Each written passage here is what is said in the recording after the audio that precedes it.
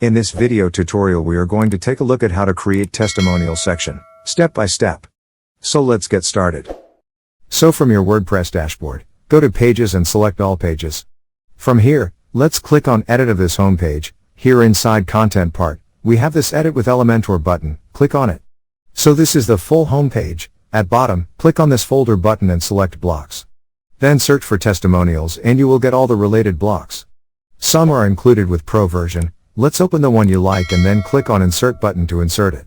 So this is how you can create Testimonials section. Thank you for watching. Struggling with WordPress?